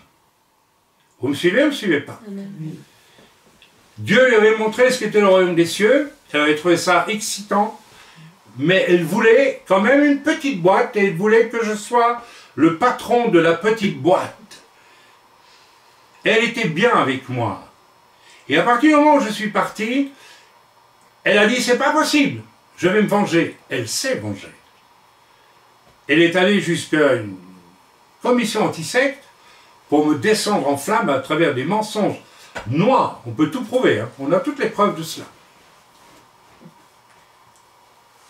C'est-à-dire qu'elle rêvait d'une petite boîte dont je serais le patron. Et j'ai connu plusieurs chrétiens comme ça, qui m'ont vu vivre des choses venant du royaume des cieux, mais qui rêvaient de m'avoir à demeure pour eux. Et quand ils se rendent compte que non, vous appartenez au Seigneur et que vous marchez dans les choses du royaume des cieux, ils se retournent contre vous et ils vous massacrent. Ils ne le supportent pas. Ils ont fait ça à Jésus. Vous savez, tous ceux qui ont trahi Jésus, Judas, mais pas que lui, beaucoup de ceux qui l'ont suivi, ils attendaient que Jésus leur présente une nouvelle boîte fermée d'un royaume terrestre avec lui comme Machiach pour mettre les Romains à la porte. Et quand il a dit non, mon royaume n'est pas de ce monde, vous comprenez maintenant ce qu'il voulait dire, ah, mon royaume n'est pas de ce monde. Ils sont retournés contre lui et dit, on te descend mon vieux. Alors attention, je touche un point extrêmement sensible. Il faut se préparer, si vous travaillez pour le royaume des cieux, à être, à un moment donné, par des amis eux-mêmes, trahis au point qu'ils se retourneront contre vous, ils vous en voudront d'être libres avec le Seigneur, alors qu'eux ne le sont pas. Eux rêvent d'une petite boîte fermée, où ils jouent aux chrétiens. Je me suis fait comprendre. Waouh! Mes amis, je peux vous dire qu'à chaque étape de mon ministère, et je n'ai vécu que des choses normales en réalité. Chaque fois que j'ai vécu le royaume des cieux, il y a eu toujours une contre-attaque de ceux qui veulent, n'est-ce pas, la petite boîte. Allez, on continue et, n'est-ce pas, nous allons un peu plus loin dans la parole de Dieu. Et voilà, voici le diable, ne crains pas ce que tu vas souffrir. Et vous allez souffrir de la part de ces soi-disant chrétiens-là, ou juifs messianiques-là. Ah, je vous garantis qu'ils vont vous faire souffrir. Ah, ils vont vous en vouloir d'être libres, de suivre l'Esprit de Dieu, alors qu'eux ne le suivent pas, parce qu'ils ne veulent pas le suivre. Ils ont choisi la boîte fermée, et ils veulent y rester, et ils ne supportent pas ceux qui les dérangent. Ils voudraient qu'ils soient, comme j'ai entendu un pasteur réformé dire récemment, « Ouais, les prophètes, ça suffit !» Ils n'ont qu'à revenir dans l'Église, comme si les prophètes d'aujourd'hui ne sont pas participants de l'Église. Mais ils voulaient qu'ils n'ont qu'à revenir dans ma boîte à moi. Et sa boîte à lui, je la connais, j'y ai prêché. C'est une Église morte. Totalement morte. Mais même ceux qui dirigent les Églises mortes veulent que tout le monde vive comme eux. Et pas comme le royaume des cieux nous demande de vivre. Le royaume, pardon, le recours ultime de Satan pour éteindre la lumière des vainqueurs, je dis bien la lumière des vainqueurs, ça sera finalement la justice du monde et même la prison. Regardez ce que, n'est-ce pas, Jésus dit, le diable jettera quelques-uns d'entre vous en prison. Comment il va le faire? Par la justice des hommes, par des accusations, des mensonges, des calomnies. De la part de qui? Eh bien, de ceux qui sont juifs, mais sont une synagogue de Satan. Et nous avons compris que ces juifs-là, il y en a beaucoup parmi nous aujourd'hui, ils ne sont pas juifs. C'est une maladie spirituelle qui existe, toute race confondue. Amen. Amen. Et je suis sûr qu'il y a ici des gens qui m'écoutent depuis l'Afrique et qui vont reconnaître de faux apôtres, n'est-ce pas, qui veulent vous mettre en boîte en disant qu'ils sont loin par Dieu et qu'ils ne le sont pas. Vous allez les reconnaître à travers ce message. Le Seigneur me le montre. Et je crois que j'ai aussi l'Esprit de Dieu. Voilà, alors maintenant pourquoi la persécution? Eh bien, certains avaient besoin d'être éprouvés quant à leur foi ferme ou bien faible. Amen, j'ai dit que pour avoir accès et travailler avec le royaume des cieux, il faut une foi ouverte, forte, et pas une foi chancelante. Amen, il faut de l'humilité aussi, je répète. Bon, certains vont aller en prison, mais je crois aussi que c'est plus probablement des vainqueurs qui vont aller en prison être persécutés. Jésus est un vainqueur, il va être persécuté. Pierre est un vainqueur, il va aller en prison. Étienne est un vainqueur, il n'aura même pas le temps d'aller en prison, on va le tuer, tout simplement, n'est-ce pas? Voilà, mais, ceci est important. La persécution des vainqueurs est pédagogique. Pourquoi? Parce que les faibles, à travers la persécution des vainqueurs qui triomphent, malgré la persécution, amen, eh bien, n'est-ce pas, va fortifier les plus faibles et va faire en sorte qu'ils vont rester fidèles, n'est-ce pas, parce qu'en voyant le modèle des vainqueurs, qui sont d'abord des vaincus en apparence. Quand Jésus est amené devant le tribunal du Sanhédrin et puis de Pilate, il est vaincu, puisqu'on ment et il est vaincu apparemment. Mais en fait, le processus va aller jusqu'au bout, puisqu'on va le tuer, et il va ressusciter, et là il est vainqueur. Il va démontrer qu'il était vainqueur. Vainqueur en apparence, mais vainqueur. Quand vous avez des ministères vainqueurs en apparence, mais qui sont vaincus intérieurement. J'ai vu comme ça un ministère de prophète aux États-Unis, flamboyant. Il arrivait dans une église, il jetait ses CD, il allait dire, voilà, pauvre petit minable, écoutez ce que je dis. Je suis un grand prophète, on m'invite de partout. Il a même provisé sur moi une chose qui n'a jamais arrivé, parce qu'il avait compris, flairer quelque chose dont nous avions peut-être besoin. Et un jour, j'ai reçu un mail de cet homme qui envoyait son mail, j'avais son... Voilà, il m'envoyait... Et un jour, il nous a envoyé un mail à tout. Voilà, je fais une dépression parce qu'il n'y a plus personne qui m'invite. Liquéfié, le bonhomme, terminé, fini. J'ai pensé à moi-même, mon cher ami, peut-être que Dieu veut te sauver la peau en te fermant un peu la porte des églises, et peut-être qu'il veut t'attirer vers une autre dimension que le succès. Je crois qu'il n'a pas compris jusqu'à aujourd'hui. Il est toujours en train probablement de ramer pour essayer de retrouver un peu de succès. Au lieu d'essayer de comprendre, Seigneur, pourquoi tu m'as arraché du milieu à succès. Parce que je veux te faire découvrir une autre dimension. Tu vas peut-être t'occuper des âmes au lieu de profiter des âmes et de la publicité qu'on fait autour de ton nom. Amen. Voilà. Mes amis, le vainqueur persécuté est toujours un modèle pour l'Église. Quand on va amener Stéphane, n'est-ce pas, qui est rempli, nous dit l'Écriture dans le livre des Actes, est un diacre. C'est pas un archevêque, c'est pas un bishop, c'est pas un pape, c'est pas rien du tout, c'est pas un pasteur, c'est rien, c'est ni un prophète, non, c'est un gars qui sert aux tables, mais rempli du royaume des cieux qu'il habite, rempli des prodiges et de la puissance du Saint-Esprit. Lisez l'Écriture, c'est dans les Actes. On va le tuer, mais il y a là un monsieur qui s'appelle Saul de Tarse, qui est en train de garder les vêtements de ceux qui ont enlevé leur tunique pour pouvoir tuer plus facilement Étienne. Vous croyez qu'il y a un hasard? Moi je vous dis que la gloire du royaume des cieux qui était sur Étienne, elle a percuté quelque chose chez Saul. Et peu de temps après, sur la route de Damas, le royaume des cieux est venu à son rencontre. Et quand celui qui va devenir l'apôtre Paul va dire, mais qu'est-ce qui m'arrive?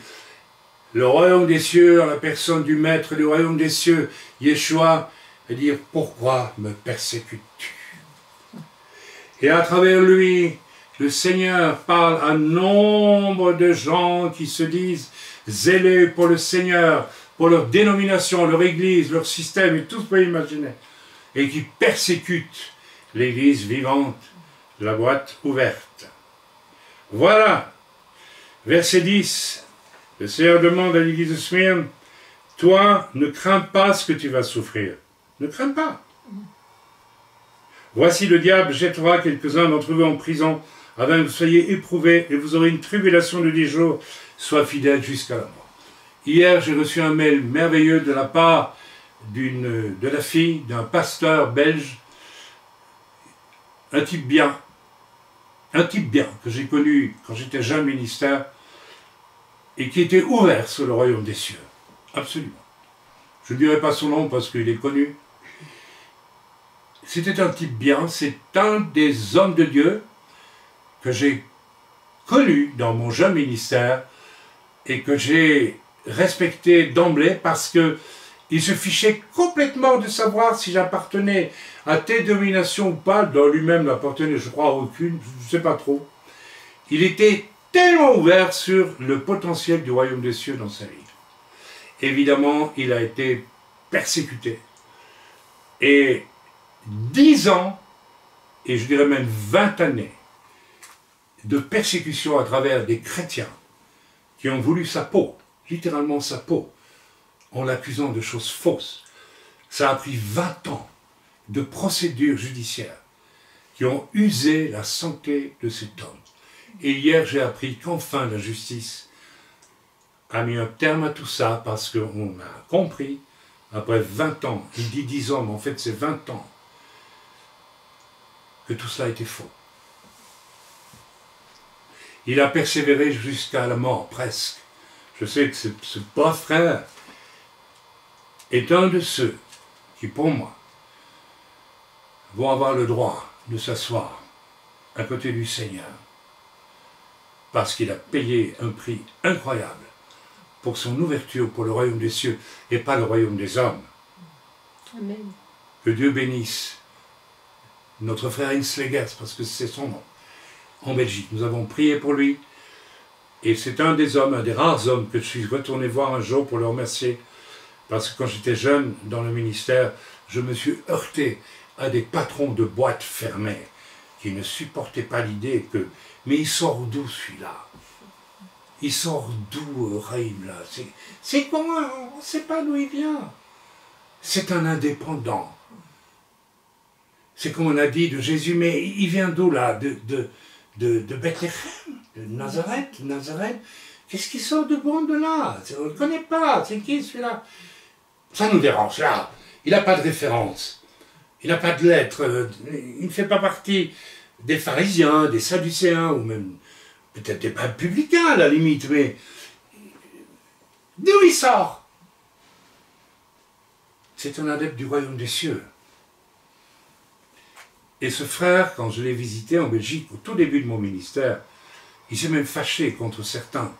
Disant, mais arrêtez, mais laissez-le démontrer ce qu'il est avant de dire, oui, mais on doit faire attention. Attention à quoi? En fait, tu étais jaloux, mon vieux. Et vous savez, cet homme qui faisait obstacle à mon ministère, il y en a plusieurs. Ils ont très mal fini. Ils ont fini dans une forme de mort spirituelle. Dans une forme de déclin, de déchéance. Jusqu'à la mort. Et le Seigneur te donnera, disons, et nous arrivons à la fin, tout doucement, de ce commentaire. J'espère que vous avez apprécié et que vous avez ressenti qu'il y a un sacré combat avec ce message. Ne crains pas ce que tu vas souffrir. Voici le diable, n'est-ce pas, jettera quelques-uns d'entre vous en prison, afin que vous soyez éprouvés, et vous aurez une tribulation de 10 jours. Sois fidèle jusqu'à la mort, et je te donnerai la couronne de vie. C'est quoi la couronne de vie? Qui est le prince de la vie, Yeshua. De Yeshua. Je te donnerai une couronne similaire à celle de Jésus. Couronne de vie, comme Yeshua ressuscité et vainqueur. La couronne de vie, c'est un signe de noblesse, n'est-ce pas, venue de Dieu. C'est incroyable. La couronne de vie. C'est pas n'importe quelle couronne. Il y a d'autres couronnes, on va venir dans la suite.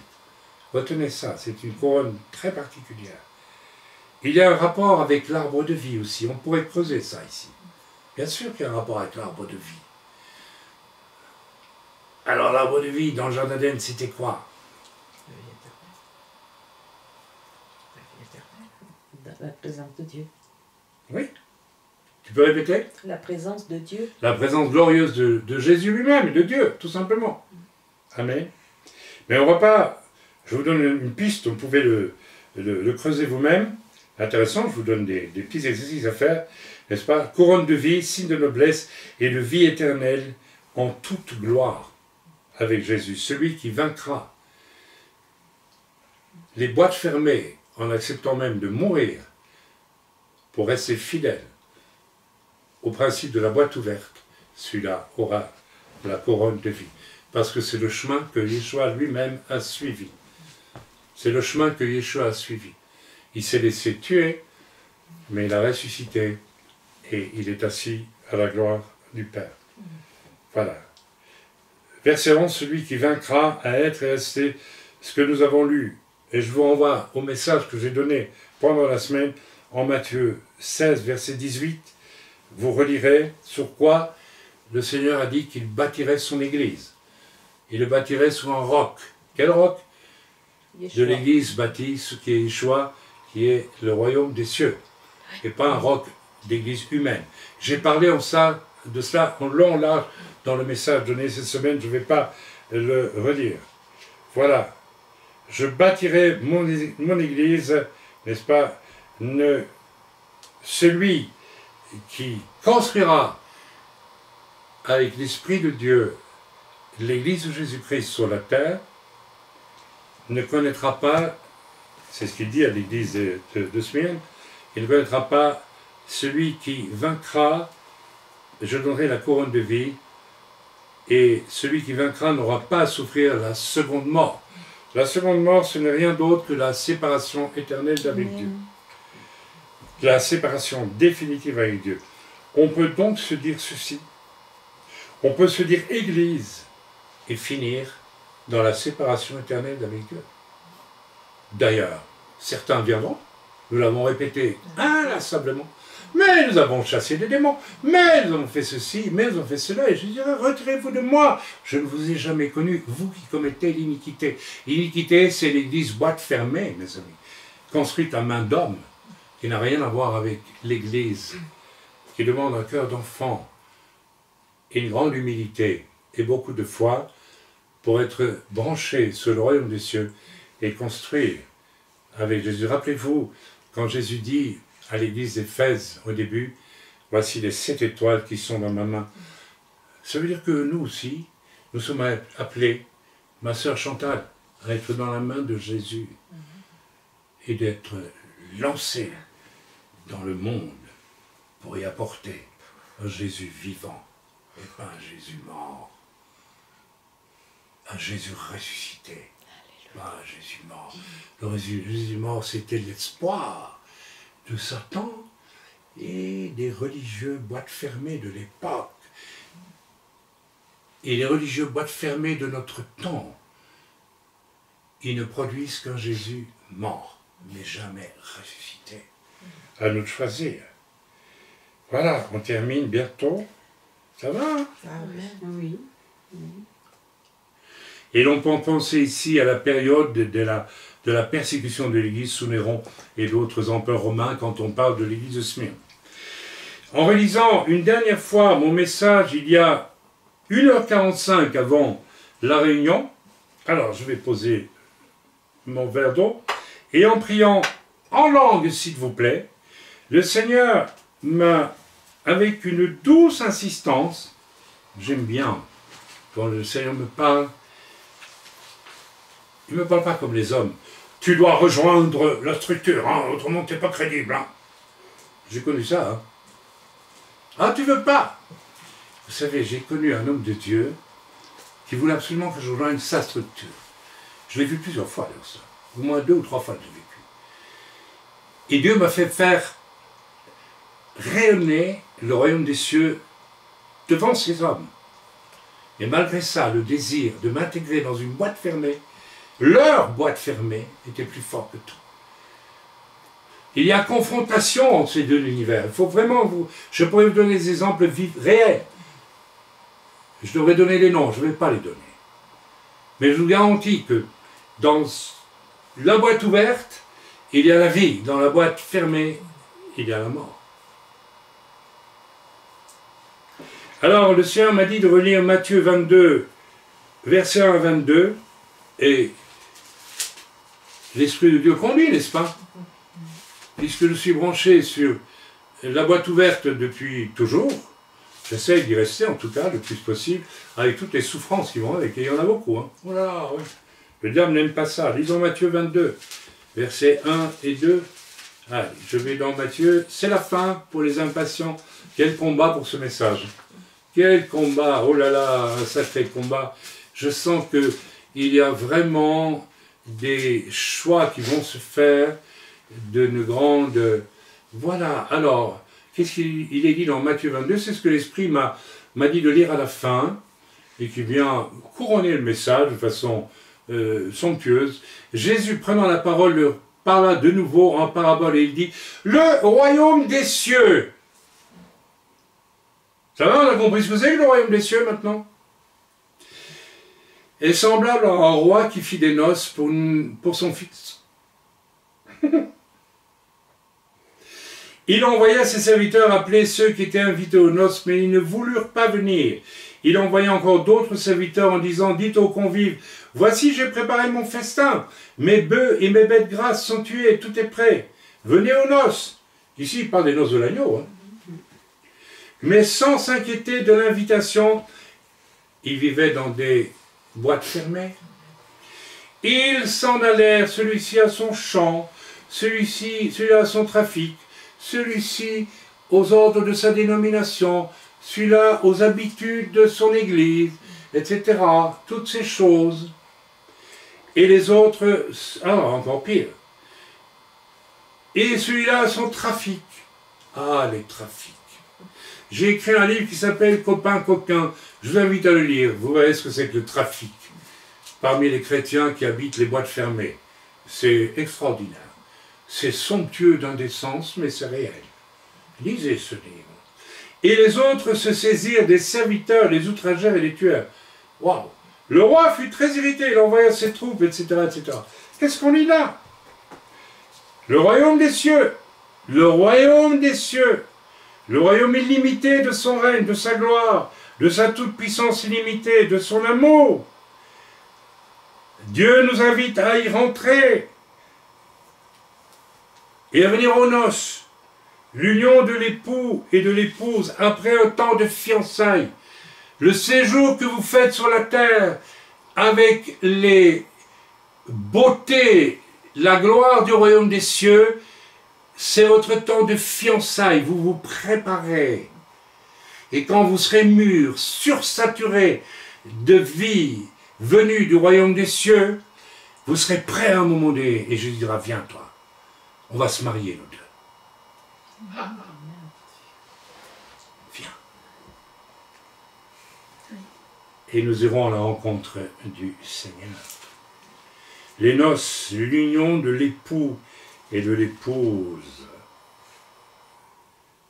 Après le temps de fiançailles, vos fiançailles, c'est tout votre temps sur la terre. Je suis en fiançailles. Je suis fiancé à Jésus. Et je continue. Et je dis parfois, Seigneur, je suis fatigué, très fatigué. Ça me dit, mais tu n'es pas encore prête, ma fiancée. Il faut encore un petit peu être saturé de choses du royaume des cieux. Peut-être même que tu vas te faire haïr à la fin, complètement. Tu vas faire grincer des dents. Mais ça fait rien. Je suis passé par là avant toi. Il faut que tu passes par le même chemin. Vous savez que vous devez passer par le même chemin de Jésus. Vous êtes prêts à ça? Si vous n'êtes pas prêts, vous décidez aujourd'hui. Aujourd'hui, il y en a qui vont dire à l'écoute de ce message, on ne l'écoute plus. Vous savez, Jésus avait beaucoup de disciples. À un moment donné, on voit dans l'Écriture que beaucoup ont dit c'est fini. Paul aussi avait des disciples. Et certains ont dit stop, on s'en va. Il y a des gens qui vont prendre cette décision après ce message. C'est triste. Voilà. Alors on peut lire la suite, on a compris. Voilà, donc ceux qui disent non, nous ne venons pas, nous avons nos affaires à régler, etc., etc. Voilà. Et au verset 5, on voit qu'ils vont même jusqu'à persécuter celui qui vient leur rappeler la direction qu'ils devraient suivre et qu'ils ne veulent pas suivre. Je suis à ce stade de mes messages sur l'Apocalypse vainqueur. Je ne dis pas que je suis vainqueur, mais sur le fait d'être vainqueur, n'est-ce pas, dans l'appréhension. Je suis, moi, dans une appréhension, et je vous signale, et dans une conviction que plusieurs diront assez, on ne l'accompagne plus avec ces messages. Ils vont faire le choix. Je ne veux pas de cette liberté de l'esprit. Je veux comme cette femme belge qui me voulait comme son pasteur à elle, à demeure. Combien de chrétiens vont d'église en église en disant « Ah, je vais trouver un bon pasteur ». C'est pas du tout, c'est pas du tout l'appel que Dieu a pour chacun d'entre vous. C'est faux, ça. C'est faux. C'est une vision erronée de l'église. C'est l'héritage de l'église catholique. Si tu ne vas pas à l'église catholique, tu es perdu. L'église, c'est elle qui te sauve. Hors de l'église catholique, c'est le pire des mensonges. Vous devez fuir cette église. Certains, vous ne la fuyez pas, vous avez tort. Vous allez vous être engloutis, vous allez être détruits par elle. Il faut choisir. C'est la boîte fermée de la religiosité vaine ou c'est la boîte ouverte avec l'Esprit de Dieu. Je sais qu'à ce stade, beaucoup vont décider, après ce message, j'arrête. Très bien. C'est dommage. Alors je voudrais juste vous lire pour terminer quelque chose que j'ai lu aussi, comme par hasard, hier, ou ce matin, en sortant de mon bain, parce que j'ai pris un bain, le Seigneur m'a dit, ok, tu as bien préparé ton message, maintenant tu prends un bain pour te détendre, j'obéis au Seigneur. Oui, en toute chose, il faut obéir à Dieu. Et alors j'ai ouvert ce livre, Un chant dans la nuit, qui vient de me parvenir, et j'ai lu un message d'un homme de Dieu qu'on connaît tous, je crois, il s'appelle Smith Wigglesworth. Vous avez connu les écrits de Smith Wigglesworth?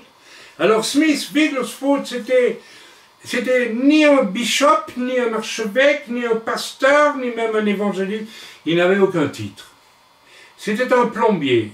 Or, voilà maintenant que Chaim nous invente un nouveau ministère, celui du plombier oint par l'Esprit de Dieu. Eh bien, c'est exactement ça. C'était un plombier oint par le royaume des cieux. Lui, il a tout compris. Il avait un cœur simple d'enfant. Et il avait la foi. C'était un plombier. C'était pas un théologien. Ah, il y a peut-être des théologiens qui ont la foi, hein, et qui sont humbles. Je ne sais pas. Je n'en ai pas encore rencontré, mais je suppose que je rencontrerai un jour quand même. Il ne faut pas être non plus contre... Hein? Smith Wigglesworth. Mais c'était un dingue, lui. Hein. Il était encore plus dingue que moi. Complètement. Il n'était pas dingue du tout. Il avait un cœur d'enfant. Et c'est des réunions, il n'y avait que miracle sur miracle, et puis il prêchait aussi. Mais il prêchait un évangile simple, celui que je vous prêche aujourd'hui. Et vous savez ce qu'il a dit, ça va être la finale de ce message. La puissance de Dieu te fera sortir de tes propres plans pour te conduire dans le plan de Dieu. Tout est dit. La puissance de Dieu souhaite te faire sortir de ta boîte fermée pour te conduire dans le plan de Dieu en boîte ouverte sous le royaume des cieux.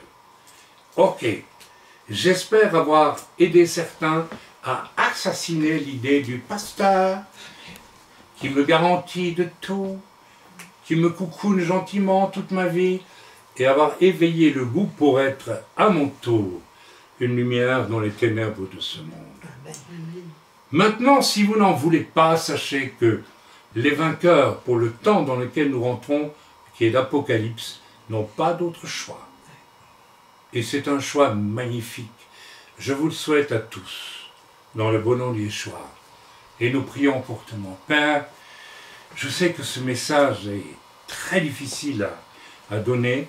J'espère que je n'ai pas été maladroit, que rien n'est sorti de ma bouche qui puisse te déplaire. J'ai voulu être honnête.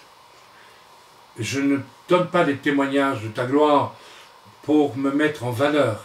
Pas du tout. Et je le fais pour mettre en valeur ta gloire, la gloire de ton royaume. C'est mon seul souhait, mon seul désir, Père. Et je sais que beaucoup d'autres, encore plus humbles et plus remplis de foi que moi, vivent des choses encore bien plus grandes que celles que j'ai énoncées. Mais Seigneur, je te prie vraiment que tu ouvres l'esprit et le cœur de tous ceux qui écouteront ce message. Car il faut choisir. On ne peut pas rester éternellement entre deux chaises. On ne peut pas rester à l'écoute de ce qui est boîte ouverte pour demeurer dans la boîte fermée. Il faut sortir de la boîte fermée, une fois pour toutes. Je te prie, Seigneur, que tu mettes dans le cœur de ceux qui se reconnaissent vivant dans la boîte fermée de leur raisonnement ou de l'Église qui ne produit que des fruits morts. Soyons honnêtes. Que portons-nous comme fruit pour le royaume de Dieu? Qu'est-ce qui vient du royaume des cieux dans nos vies et qui amène des âmes à se questionner sur le salut? Transportons-nous Yeshua dans nos vies, comme j'en ai parlé tantôt, d'une façon qui va toucher quelque chose chez l'autre. Nous avons un ouvrier qui travaille depuis 2 jours ici. Le premier jour, il est venu, ma femme et moi l'avons regardé, on a dit, oh là là, devons nous méfier de cet homme-là, dans son regard. Alors je lui ai parlé avec amour. Je n'ai pas dit que je l'aimais, tout. Non. La manière dont je lui ai parlé, je parlais avec amour. Et dans ses yeux, je voyais beaucoup de choses qui n'étaient pas bonnes. Le lendemain, elle est arrivée, ma femme elle m'a dit, il a complètement changé. Il a un beau regard, il est tout joyeux, il est transformé. Qu'est-ce qui est arrivé? Le royaume des cieux est en train de venir vers quelqu'un. On évangélise bien plus sûrement en étant témoin du royaume des cieux devant les autres. L'amour de Dieu va avec, mes amis. J'ai réalisé il y a peu que quand des gens sont entêtés dans le mal et refusent de reconnaître leurs péchés, à un moment donné, il n'y a qu'une solution. C'est d'arrêter de leur dire « mais ce que tu fais là est mal ». C'est de leur poser la question « dis-moi, où crois-tu que tu en es, toi ?» Sans aucun regard de jugement, sans aucun regard de rien. Et vous savez ce qui se passe? Alors les gens, d'eux-mêmes, peuvent dire, mais au fond, je suis pécheur. Ben, si c'est toi qui le dis, la suite, tu la connais. Je n'ai même pas besoin de te la dire.